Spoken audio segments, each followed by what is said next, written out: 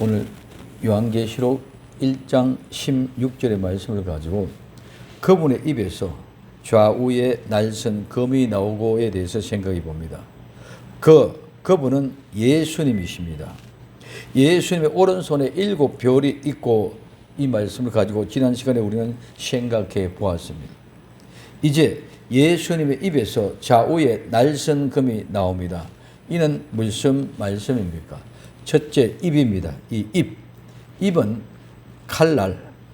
이 말은 입이란 말과 칼날이란 말입니다. 이 말은 더 예민한, 더 예리한, 즉 하나님의 말씀을 상징하는 그 말씀에서 유래하였습니다. 이는 사람의 입이나 발언자, 연설이나 말, 열린 구멍, 입구, 안면을 말합니다. 그래서 이 입에서라는 말은 입에서부터라는 말입니다. 즉 입에서부터 좌우에 날선검이 나온다는 말씀이죠. 그래서 입은 발성기관으로서 열린 구멍, 출구, 입구로서 입, 즉 운물의 아구, 자루의 아구, 굴의 어기, 검, 칼, 날 등에서 사용되어졌습니다. 운물, 창세기 29장 2절에 본적 덜의 운물이 있고 그 곁에 양 세 떼가 나누어서니 이는 목자들이 그 운물에서 물을 양떼에게 먹이려 함이라. 큰 돌로 우물 아구, 이 아구가 입입니다. 입을 덮었고 양떼가 세 떼가 넘어 있는데 목자들이 그 운물에 양떼에게 먹이는 그 운물에 큰 돌로 우물 아구를 막아 놓았습니다. 즉 우물의 입구를 막아 놓았다는 말입니다. 이 속에도 엄청난 비밀들이 있죠. 두 번째는 자루입니다. 창세기 42장 27절에 한 사람이 객점에서 나귀에게 먹이를 주려고 자루를 풀고 본적 그 돈이 자루 아구, 이 아구가 바로 입입니다. 예, 있더라. 셋째, 굴입니다. 여호수아서 10장 18절에 여호수아가 가로되 굴 어기, 이 어기가 바로 입입니다. 큰 돌을 굴려막고 사람들을 그 곁에 두어 그들을 지키게 하고 말씀하고 있습니다. 성입니다. 잠언서 8장 3절에 성문격과 문어기, 즉 입입니다. 여러 출입문에는 문에서 불러 가로되. 그 다음에 검의 칼날입니다. 창세기 34장 26절에 여기 칼날로 그 아들 세겜을 죽이고 디나를 세겜의 집에서 데려오고 하고 있습니다. 그래서 여기서 칼로를 말하는 칼날이라는 말인데 이 칼날에는 바로 입입니다. 그래서 칼날이 바로 입인데 입에 그 칼날로 세겜의 아들을 죽이고 디나를 세겜 집에서 데려오는 모습을 보여주었습니다. 또한 입은 말을 하는 기관으로서 하나님의 말씀이 입으로부터 나옵니다. 마태복음 4장 4절에 예수님께서 대답하여 가라사대 기록되었으되 사람이 떡으로만 살 것이 아니요 하나님의 입으로 나오는 모든 말씀으로 살 것이라고 말씀하고 있습니다. 그리고 또한 모든 선지자들이 입을 통하여 하나님의 말씀을 전합니다. 사도행전 3장 18절에 그러나 하나님의 모든 선지자의 입을 의탁하사 자기의 그리스도의 해 받으실 일을 미리 알게 하신 것을 이와 같이 이루셨느니라고 말씀하고 있습니다. 선지자들의 입을 의탁해서 그리스도께서 해 받을 일을 미리 알게 하신 것이 그대로 이루어졌다는 말씀을 하고 있습니다. 세 번째, 다윗의 입은 의탁하여서 성령님이 말씀하십니다. 사도행전 4장 25절에 또 주의 종 우리 조상 다윗의 입을 의탁하사 성령으로 말씀하시기를 어찌하여 열방이 분노하며 족속들이 허세를 경영하는고 하고 말씀하고 있습니다. 그래서 우리의 조상 다윗의 입을 의탁해서 성령께서 말씀을 하게 하는 모습을 볼 수 있습니다. 그래서 이 입은 말 그 자체입니다.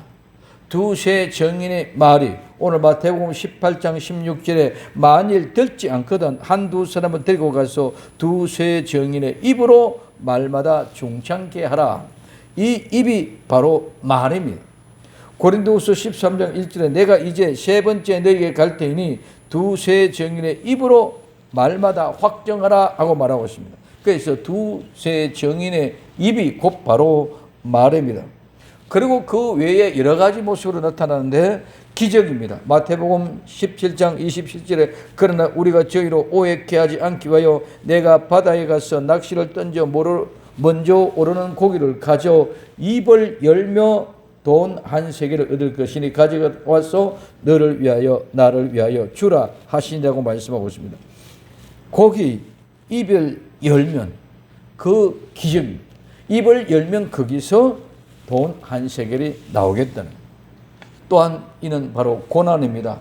요한복음 19장 29절에 거기 신 포도주가 가득히 담긴 그릇이 있는지라 사람들이 신 포도주를 먹으면 해용을 우설초에 메어 예수님의 입에 대니 이 해용의 우설초를 입에 대는 것은 예수의 마지막 고난을 얘기해 주고 있습니다. 그리고 설교를 말합니다. 누가복음 4장 22절에 저희가 다 그를 증거하고 입으로 나오는 바 은혜로운 말을 기히 여겨 가로되 이 사람의 요셉의 아들이 아니냐. 입으로 나오는 은혜의 말씀, 베드로의 설교를 듣고 오늘 이 입으로 나오는 은혜의 말씀을 듣고 변화가 되는 것이죠. 사도행전 15장 7절에 많은 변론이 있은 후에 베드로가 일어나 말하되 형제들아 너희도 알거니와 하나님이 이방인들로 내 입에서 복음의 말씀을 들어 믿게 하시려고 오래전부터 너희 가운데서 나를 택하시고 말씀하고. 베드로는 이방인들에게도 내 입에 나오는 말씀을, 즉 내 입에서 나오는 복음의 말씀을 통해서 믿고 그들이 돌아오게 했다는 겁니다. 그래서 이 말은 곧바로 우리에게 기적이요, 이 말은 곧바로 하나님의 고난이요, 이 말씀은 곧바로 하나님의 메시지인 설교가 전포되어지는 것인 줄 믿으시기를 바랍니다. 그리고 이 입은 우리가 먹고 마시는 데 사용되는 기관입니다. 무슨 말입니까? 입으로 들어가고 먹고 마시는 대로 나온다는 것입니다. 레위기 11장에서는 정하고 부정한 음식을 구분합니다. 무슨 말씀입니까? 부정한 음식을 먹이면 부정한 사람이 되고 정한 음식을 먹으면 정한 사람이 된다는 말씀입니다. 부정한 음식을 먹는다는 말은 부정한 말을 듣는다는 것입니다. 하와는 뱀의 말을 듣고 선악과를 먹었습니다. 뱀의 말을 듣지 않았으면 절대로 그 선악과를 먹지 않았을 것입니다. 즉 듣는 것, 먹는 것 같은 것입니다. 보고 듣고 먹는 것이 우리의 삶을 좌우하기 때문입니다. 성도는 오직 예수님만 바라보고 예수님만 말씀을 듣고 예수님의 말씀만 먹으면 예수님의 성도는 예수님의 대만족한 성도가 될 줄로 믿습니다. 요한계시록 3장 27절에 요한계시록 3장 20절에 볼지어다 내가 문 밖에 서서 두드리니 누구든지 내 음성을 듣고 문을 열면 내가 그에게로 들어가 그로 더불어 먹고 그는 나로 더불어 먹으리라고 말씀하고 있습니다. 그러면 정말 이 모든 것 통째서 무슨 말씀합니까? 입은 무엇을 말하냐? 입은 곧바로 하나님의 말씀을 말하는 것이 입이라는 것인 줄 믿으시기 바랍니다. 그래서 예수님의 입은 바로 말씀이라는 것입니다.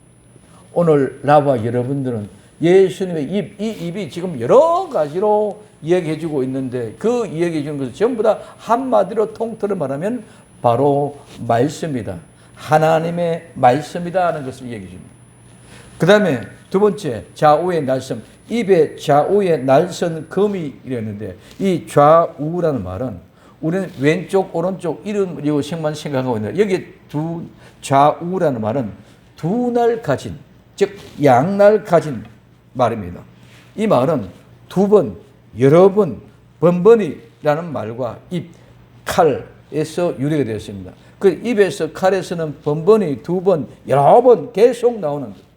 그래서 강은 반드시 입이 두 개입니다. 즉 가지를 내는, 분기하는 것입니다. 그래서 입에 칼날이 검이나 다른 무기의 날을 가르치는 것과 같이 이는 두 날 가진 의미를 가지고 있다. 그래서 좌우라는 말은 두 날 가진 것의 뜻을 가지고 있다는 것을 말씀하고 있습니다. 그래서 이 좌우는 하나님의 말씀에 대해서 히브리서 4장 12절에 하나님의 말씀은 살았고 운동력이 있어 좌우의 날선 어떤 금보다도 예리하여 혼과 영과 및 관절과 골수를 찔러 쪼개기까지 하며 또 마음의 생각과 뜻을 감찰한다고 말하고 있습니다. 그 다음에 인자 같은 분의 입에서 오늘 요한계시록 1장 16절에 그 오른손에 7별이 있고 그 입에서 좌우의 날선 금이 나오고 그 얼굴에 해가 힘있게 비치는 같더라고 말씀하고 있습니다. 세 번째, 버가모 교회에 편지를 보내시는 분의 모습입니다. 요한계시록 2장 12절에 버가모 교회의 사자에게 편지하기를 좌우에 날성금을 가진 이가 가라사대 하고 말씀합니다. 그래서 좌우에 날성금 두 날 가진 금칼이란 말입니다. 이 말은 사람들이 날카로운 말과 하나님이 파헤치는 말씀은 모두 이와 같이 칼의 형태로 나타납니다. 어떤 사람은 이 두 날 가진 검을 율법과 복음이라고도 설명합니다. 이 두 날 가진 칼에는 칼의 철저한 효용성입니다. 칼은 두 가지, 즉 검이란 말은 두 가지 이중적인 의미가 있는데 하나님의 말씀이 이중적인 특성을 그대로 말합니다. 무슨 말입니까? 이 검은 사악한 사람들은 치고 죽이는 거예요. 선한 사람은 보호하고 어떤 데는 형별하고 어떤 데는 고쳐줍니다. 그리하여 여러 교회에 보내는 서신들 속에 축복과 정죄 속에 예리한 말씀이 언급되어져 있는 것을 말씀해 주고 있습니다. 그래서 좌우에 날이선, 이 날선이란 말은 날카롭다, 예리하다. 그리고 이 말은 신속하다, 빠르다는 말. 날선이 날이 날카롭게 뾰족하게 예리하게 섰다. 그렇기 때문에 이는 신속하고 빠르다는 것입니다. 날이 선 것은 날카롭고 예리하여 신속하고 빠른 것을 말합니다. 날이 섰다는 것은 너무 빠르고 너무 예리하기 때문에 우리 순간적으로 찔리고 자르고 베고 쪼개는 능력이 순간적으로 나타나는 것입니다. 우리는 이 세상의 칼은 모두가 다 무디기 때문에 시간이 걸립니다. 아무리 예리한 회를 뜨는 칼이라 할지라도 시간이 걸립니다. 그러나 하나님의 예리한 칼, 날선 검은 너무 빠르고 재빠르기 때문에 우리는 시간이 찔리는 줄도 모르고 스쳐가는 것인 줄 믿으시기를 바랍니다. 여기에 예리한 검이, 이 검은 바로 칼인데 이 말은 원문은 트르키아인들이 긴 투창 또는 칼, 검입니다. 이는 야만인들이 사용하는 크고 폭 높은 칼입니다. 그래서 이 말은 예리하고 양날린 칼입니다. 누가복음 2장 35절에 또 칼이 내 마음을 찌르듯 하리라. 이는 여러 사람의 마음의 생각을 드러내려 함이라 하더라고 말씀하고 있습니다. 이게 무슨 말씀입니까? 우리는 이 말은 거기가 다 언급을 하지 않습니다. 이 말은 마리아에게, 동정녀 마리아에게, 처녀에게 아이가 잉태하신 예수 그리스도가 잉태하는 소식을 전해주는 그 아름다운 현장 속에서 칼이 내 마음을 찌르듯이 한다는 겁니다. 마리아에게 치명적인 고통을 안겨주는 말입니다. 처녀가, 동정녀가 아이가 잉태한다는데 이게 얼마나 치명적입니까? 상상할 수 없는 일이 일어났습니다. 그렇기 때문에 그 칼이 내 마음을 찌르듯 하리라고 말씀하고 있습니다. 예수님이 잉태하는 것, 즉 성령으로 거듭나는 것, 그냥 되는 것이 아닙니다. 우리는 많은 사람들이 그냥 예수 믿고 아멘 하면 되는 걸 착각하고 있지만 절대로 그렇게 값싼 복음이 아닙니다.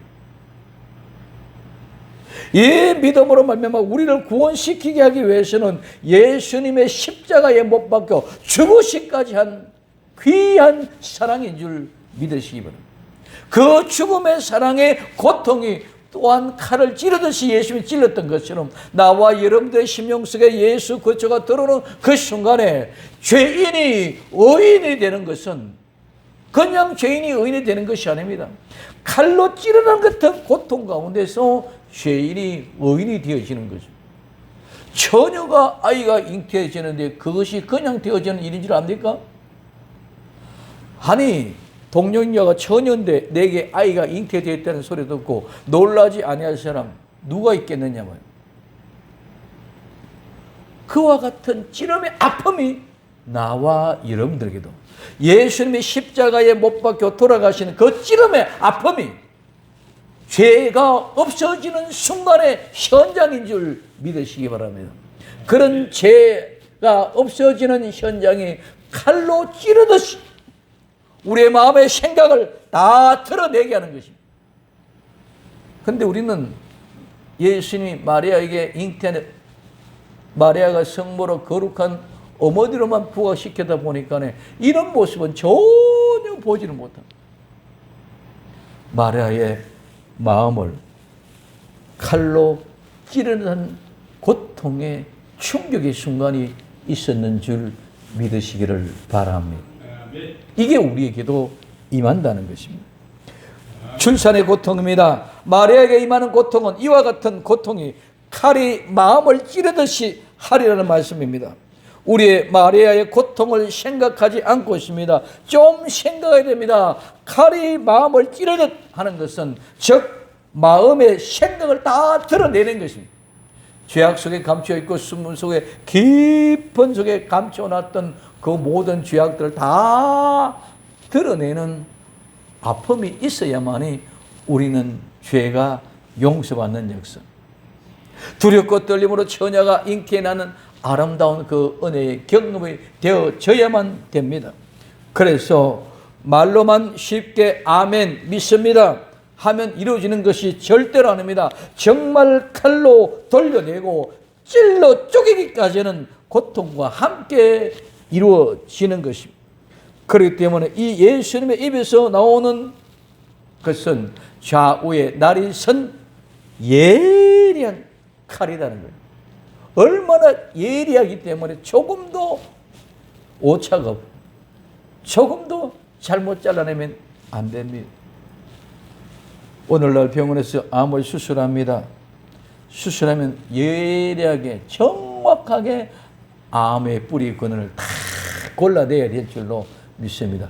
잘못 실수가 암의 뿌리 조금이라도 남겨놓으면 그 암이 확 퍼져서 그는 죽음으로 몰아가게 됩니다. 마찬가지입니다. 하나님의 예리한 말씀은 이와 같이 신속하고 예리하게 재빠르게 순간적으로 골라내 죄와 허물을 잘라내고 수술하는 칼인 줄 믿으시기를 바랍니다. 그러므로 중생 거듭난 실제의 사람은 그 고통의 인내를 알기 때문에 다릅니다. 예수님의 입에서 나오는 날선 검, 칼은 이와 같이 고통과 아픔을 함께 가져다 주어 그 고통 가운데서 모든 잘못된 것을 잘라내고 치유하고 고치는 것입니다. 이 칼의 역사가 없으면 절대로 죽음과 부활의 의미를 모릅니다. 죄와 허물을 잘라내고 도려내고 수술하는 말씀의 칼, 예수님의 입에서 나오는 날선 칼입니다. 이사야 11장 4절에 공의에 빈핍한 자를 심판하며 정직으로 세상에 겸손한 자를 판단할 것이며 그 입에 막대기로 세상을 치며 입술의 기운으로 악인을 죽일 것이라고 말씀하고 있습니다. 데살로니가 후서 2장 8절에 그때의 불법한 자가 나타나리니 주 예수님께서 그 입의 기운으로 저를 죽이시고 강림하여 나타내심으로 패하시리라고 말씀합니다. 입의 기운으로 이 말씀은 바로 입의 날성검이 나와서 죽인다는 거죠. 무서운 칼입니다. 정말 무서운 칼입니다. 마지막에 심판의 칼은 조금도 용납하지 않습니다. 그래서 마태복음 5장 26절에 진실로 내게 이르노니 내가 홀이라도 남김없이 다 갚기 전에는 결단코 거기서 나오지 못하리라고 말하고 있습니다. 세 번째, 나오고 그분의 입에서 좌우의 날성검이 나옵니다. 이 나오다는 말은 나가다 나오다 흘러내리다 떠나다는 말인데 이 말은 뭐뭐로부터 뭐뭐에서와 가다에서 유래하여 나가다 나가다 줄지어 내보내다 어디에서부터 흘러나가다 나오다 흘러나오다는 말입니다. 즉 예수님으로부터 나오는 금칼은 흘러나옵니다. 계속. 예수님의 입 좌우에 날생금이 나오는 것은 한 번 칼집에 쏙 뽑아서는 그런 칼이 아니라 계속 흘러나오듯이 샘물이 흘러나오듯이 솟아나듯이 계속 흘러나온다는 거죠. 이 말씀이 심판의 칼이며 이 말씀은 끊임없이 영원한 것이라는 것을 말해주고 있는 줄 믿으시기를 바랍니다. 말씀의 영원성, 하나님의 영원성, 예수님의 영원성입니다. 절대로 그냥 막연히 하나님의 사람, 축복의 사람, 천국 가는 사람으로 착각하지 마시기를 바랍니다.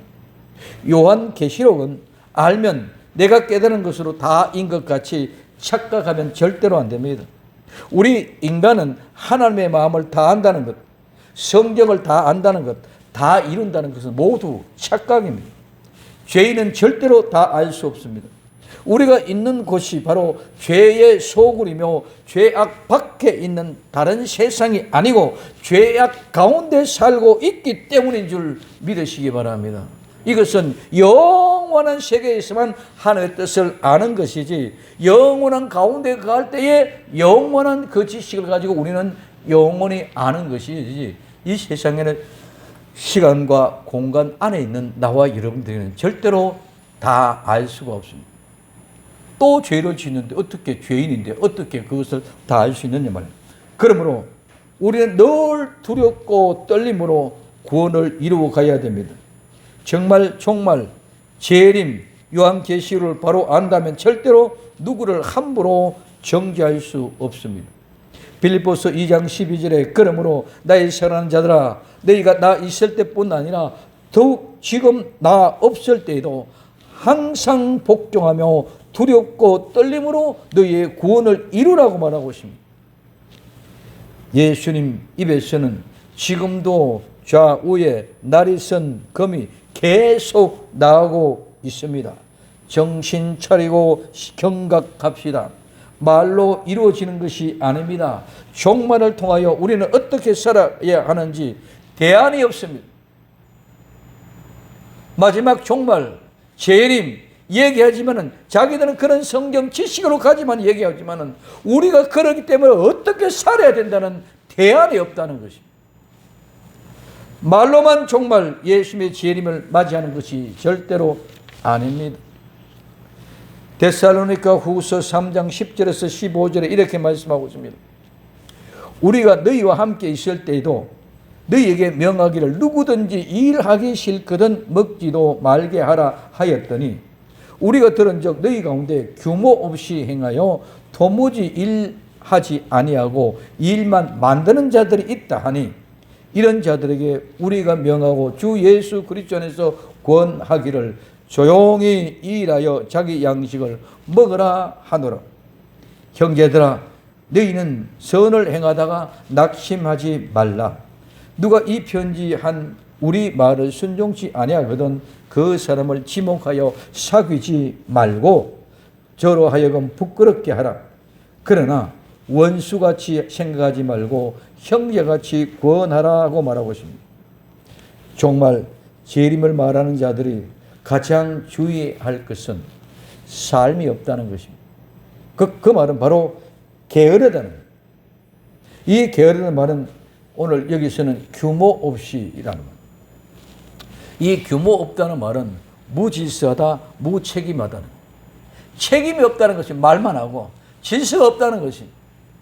오늘 우리는 성도는 분명한 책임과 분명한 질서 있는 삶을 통하여 행동을 통하여 그 아름다운 삶의 실제를 나타내고 보여줘야만 하는 줄 믿으시기를 바랍니다. 그래서 규모 없이 무책임하고 무질서하고 일하는 그런 것이 아니라 최선을 다하여 열심히 그리고 믿음의 삶을 사는 실제를 나타내 보여야 합니다. 마지막 때 오직 예수님 마라나다 신앙의 사람은 정말 더 정결하게 루시 베들레헴 성읍의 사람들이 다 루시 베푼 인애를 기억하였던 것처럼 성도의 삶이 더욱 진실하고 인애가 나타나 보여야 합니다. 흥분되게 하거나 분위기에 휩쓸려 절대로 그렇게 끌려가서는 안 됩니다. 정말 믿음의 주요 온전케 하신 예수님을 바로 알고 예수님을 바로 믿고 예수를 믿는 바른 삶의 실제가 있는 성도가 되어야 복된 성도가 될 줄로 믿습니다. 이 아름다운 은혜의 복된 성도들이 다 될 수 있기를 예수님의 이름으로 부탁을 드립니다. 기도합니다. 사랑하는 주님 고맙습니다. 정말 예수님의 입에서 좌우에 날선 검이 나오 모습을 보고 깨어 있게 하옵소서. 지금도 그 말씀이 칼집에 보여서 한 번 쓰고 끝나는 사장하는 칼이 아니라 계속 흘러나오고 있다는 사실을 분명히 깨닫고 두렵고 떨림으로 깨어 있게 하시소. 정말 규모 없는 사람이 되지 말고 질서 있고 책임 있는 복된 성도의 삶을 통하여 하나님의 사랑의 인애를 나타내 보이는 저희들이 되게 하옵소서. 다시 오실 예수님의 이름으로 기도되옵나이다. 아멘.